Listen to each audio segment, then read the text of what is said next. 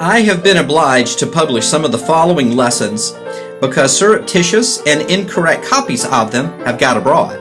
I have added several new ones to make the work more useful. Greetings, music lovers. Rick Ferguson, rickfergusonmusic.com. Great to see you here. Thank you for joining me. I have a viewer's request video. I love these viewer request videos. Please keep them coming. Maria, thank you, viewer Maria, for requesting a little bit of background and information on one of the keyboard works of George Frederick Handel. This one, the Passacaglia in G minor, from one of his 8 great suites for the harpsichord. And that quote that I read at the beginning was from Handel. He was feeling rather irritated by some incorrect copies getting all over the place of his music at that time, so he went ahead and published more of a definitive edition of these first 8 suites, the 8 great suites. This Passacaglia in G minor from the suite HWB Handel Werkeverzeichnis 432.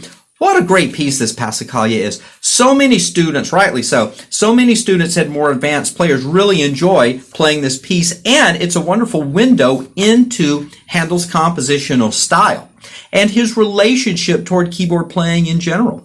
And I'll have a fun keyboard-related piece at the end. These 8 suites were more than likely composed for Princess Anne, daughter of King George II, sitting on the British throne at that time, and Handel's presence at the English court later on really put him in a position of great musical artistic authority, but also responsibility, one of which being the harpsichord teacher for Princess Anne, which was, I'm sure, a really nice gig.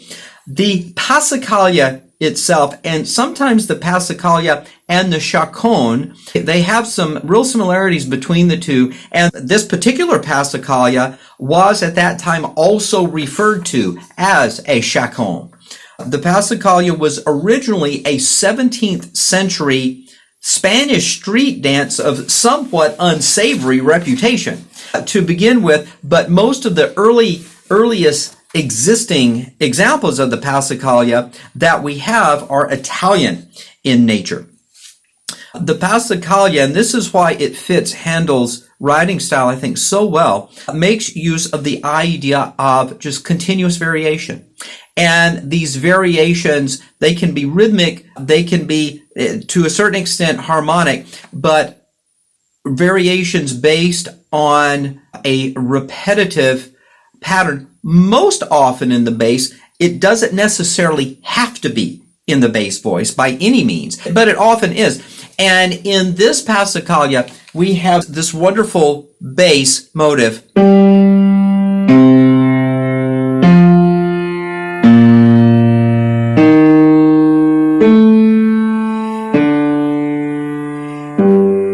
Right? Which Handel will then harmonize. So we get a wonderful harmonic pattern.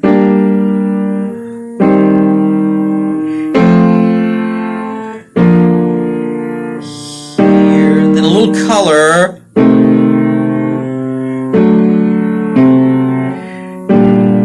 So that's the basic harmonic framework. And what Handel does is, I think, give us a series of short variations, but I think it's very much in keeping with his writing style, which was apparently very improvisational and also had some interesting parallels to that writing style of Beethoven from the standpoint of both Handel and Beethoven would love to sit down at whatever keyboard instrument they had handy and work out ideas, experiment with ideas. But they both also, and of course, like Beethoven's sketchbooks are famous. And we have a lot of examples still existing of Beethoven sketchbooks where we can sort of have a sense of how Beethoven would write down, cross out, and then rework various ideas. Handel apparently did exactly the same thing.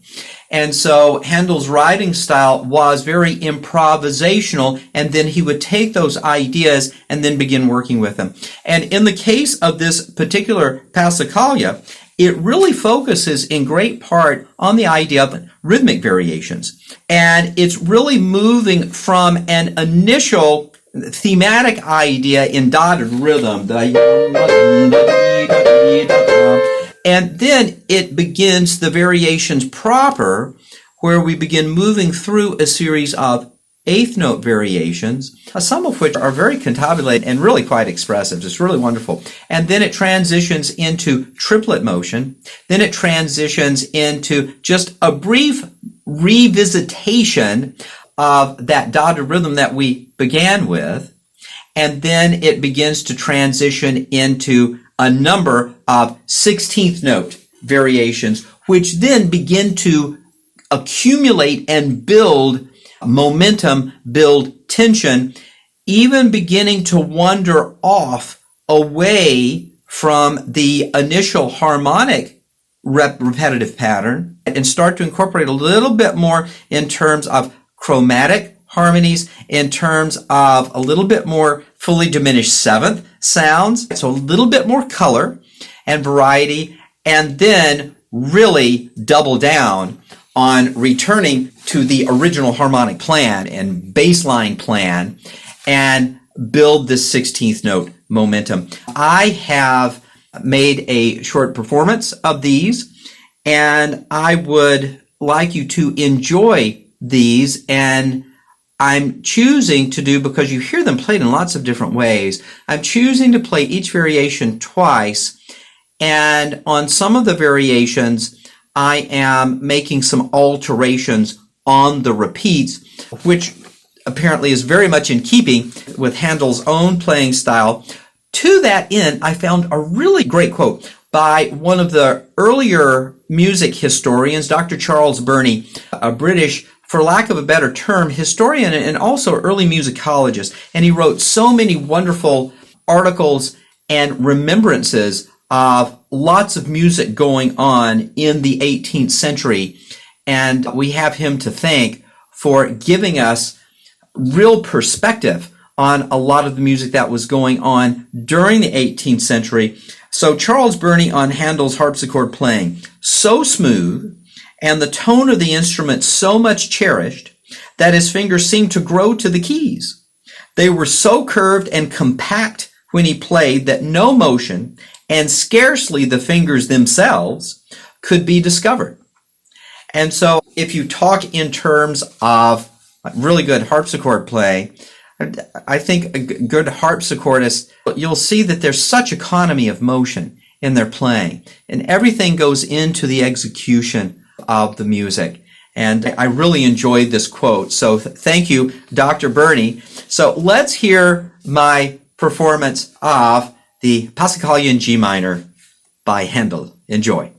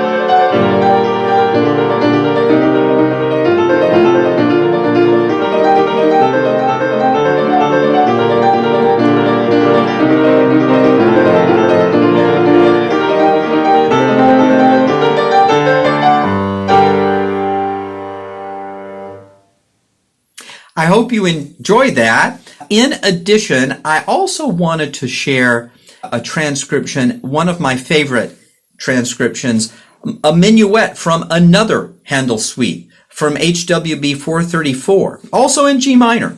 And this is a transcription by German 20th century pianist Wilhelm Kempff.